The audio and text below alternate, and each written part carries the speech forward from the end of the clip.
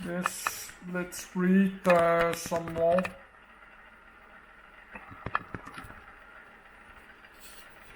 But I like to watch the news in like 20 minutes.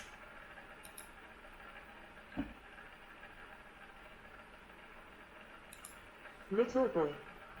This is a good article. Click here for more information.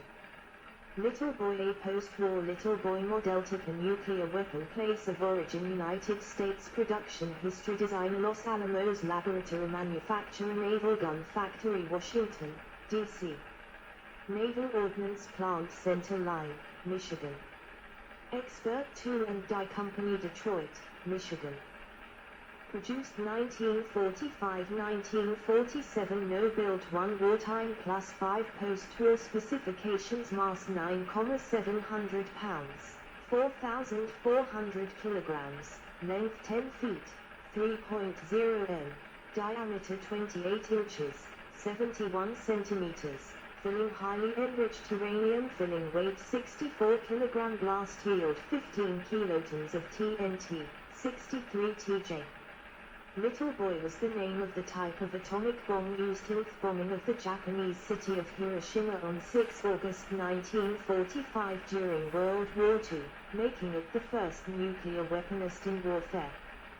The bomb was dropped by the Boeing B-29 Superfortress Enola Gay, piloted by Colonel Paul W. Tibbets Jr., commander of the 509th Composite Group, and Captain Robert A. Lewis. It exploded with an energy of approximately 15 kilotons of TNT, 63 TJ, and caused widespread death and destruction throughout the city. The Hiroshima bombing was second nuclear explosion in history, after the Trinity nuclear test. Little boy was developed by Lieutenant Commander Francis Birch's group at the Manhattan Project's Los Alamos Laboratory during World War II, a reworking of their abandoned Thin Man nuclear bomb. Like Thin Man, it was a gun-type fission weapon. It derived its explosive power from nuclear fission of uranium-235, whereas Thin Man was based on fission of plutonium-239. Fission was accomplished by shooting a hollow cylinder, the bullet, onto a solid cylinder of the same material, the target, by means of a charge of nitrocellulose propellant powder. Little boy contained 64 kilograms, 141 pounds, of highly enriched uranium, although less than a kilogram underwent nuclear fission. Its components were fabricated at 3 different plants so that no one would have a copy of the complete design.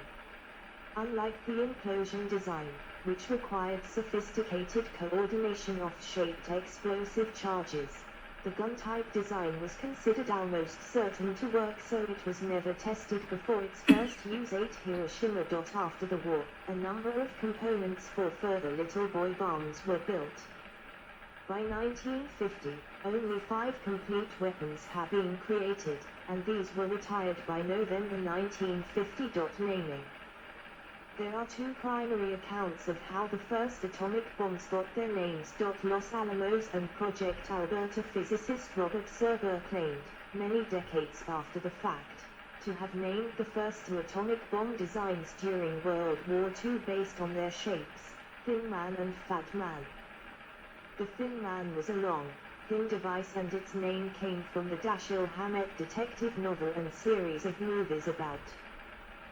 Robert Serber claims that the original gun-type design, Thin Man, was named after the series of Noir films based on the work of Dashiell Hammett that were popular in the 1930s and 1940s. Little Boy Ways itself derived from the earlier design code names of Thin Man and Fat Man. The Thin Man. The Fat Man was round and fat, so it was named after Caspar Gutman, a rotund character in Hammett's 1930 novel The Maltese Falcon, played by Sidney Greenstreet in the 1941 film version. Little Boy was named by others as an allusion to Thin Man since it was based on its design. 1.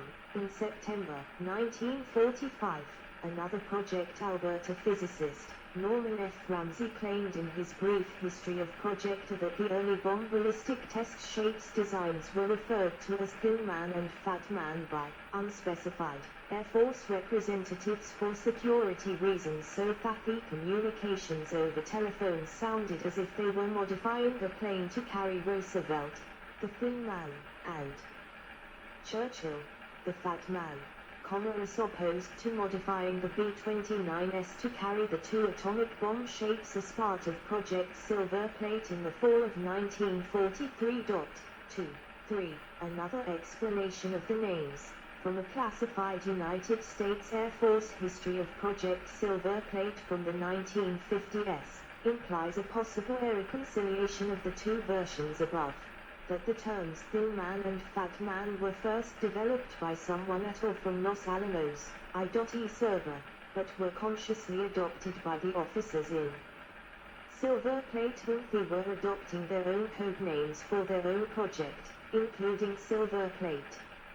As Silver Plate involved modifying B-29S for a secret purpose, deliberately using code names that would align with modifying vehicles for Roosevelt and Churchill would serve their needs well.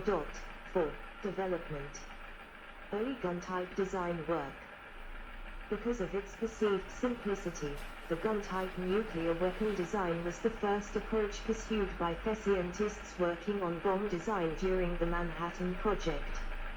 In 1942, it was not yet known which of the two fissile materials pathways being simultaneously pursued, uranium-235 or plutonium-239, would be successful, or if there were significant differences between the two fuels that would impact the design work. Coordination with British scientists in May 1942 convinced the American scientists, led by J. Robert Oppenheimer, that the atomic bomb would not be difficult to design, and that the difficulty would lie only in the production of fuel. Early calculations in the summer of 1942 by theoretical physicists working on the project reinforced the idea that an ordinary artillery gun barrel would be able to impact sufficient velocity to the fissile material projectile. 5. Several different weapon designs, including autocatalytic assembly, a nascent version of implosion, and alternative Egun designs, for example, using high explosives as a propellant, or creating a double gun with two projectiles, were pursued in the early years of the project. While the facilities to manufacture fissile material were being constructed, the belief that the gun design would be an easy engineering task once fuel was available led to a sense of optimism at Los Alamos, although Oppenheimer established a small research group to study implosion as a fallback in early 1943. 6. A full ordnance program for gun design development was established by March 1943 with expertise provided by E. L. Rose, an experienced gun designer and engineer. Work was begun to study the properties of barrels, internal and external ballistics, and tampers of gun weapons. Oppenheimer himself led aspects of the effort, telling Rose that at the present time, May 1945, our estimates are so ill-founded that I think it better for me to take responsibility for putting them forward. He would soon delegate the work to Naval Captain William Sterling Parsons, who, along with Ed McMillan, Charles Critchfield, and Joseph Hirschfelder, would be responsible for rendering the theory into practice. 7. Concern that impurities in reactor-grade plutonium would make pre-detonation more likely meant that much of the gun design work was focused on the plutonium gun. To achieve high projectile velocities, the plutonium gun was 17 feet, 5.2 m, long with a narrow diameter, suggesting its code name as the Thin Man, which created a series of doodles. Different fission bomb assembly methods explored during the July 1942 conference. The gun type design was the first described, third from the Topes an early concept of implosion, while the last shows an autocatalytic concept in which the process of the reaction would increase its own efficiency. Thin Man plutonium gun test casings at Wendover Army Airfield as part of Project Alberta in the Manhattan Project, illustrating the relative length and size. Considerable difficulty in its ballistics dropping from aircraft and fitting it into the bomb bay of AB-29.8. In the spring of 1944, Emilio G. Segre and his P-5 group at Los Alamos received its first samples of plutonium produced from a nuclear reactor, the X-10 graphite reactor at Oak Ridge. Analyzing it, they discovered that the presence of the isotope plutonium-240 raised the rate of spontaneous fission of the plutonium to an unacceptable amount. Previous analyses of plutonium had been made from samples created by cyclotrons, and did not have as much of the contaminating isotope. If reactor-bred plutonium were to be used in a gun-type design, they concluded, it would pre-detonate, causing the weapon to destroy itself before achieving the conditions for a large-scale explosion. 9. From Thin Man to Little Boy. As a consequence of the discovery of the Pu-240 contamination problem, in July 1944 almost all research at Los Alamos was redirected to the implosion-type plutonium weapon, and the laboratory itself was entirely reorganized around the implosion problem. Work on the gun-type weapon continued under Person S. Ordnance, O. Division, for use exclusively with highly enriched uranium as a fuel. All the design, development, and technical work at Los Alamos was consolidated under Lieutenant Commander Francis Birch's Group. 10. In contrast to the plutonium implosion-type nuclear weapon and the plutonium gun-type fission weapon, the uranium gun-type weapon was much simpler to design. As a high-velocity gun was no longer required, the overall length of the gun barrel could be dramatically decreased, and this allowed the weapon to fit into AB-29 bomb bay without difficulty. Though not an optimal use of fissile material compared to the implosion design, it was seen as a nearly guaranteed weapon. Because of its smaller size compared to the Thin Man, it was given the code name Little Boy, while the plutonium implosion bomb was given the name Fat Man. 11. It was also sometimes referred to as the Mark I nuclear bomb design, with Mark II referring to the abandoned Thin Man, and Mark III to the Fat Man. 12. The design specifications were completed in February 1945, and contracts were let to build the components. 3 different plants were used so that no one would have a copy of the complete design.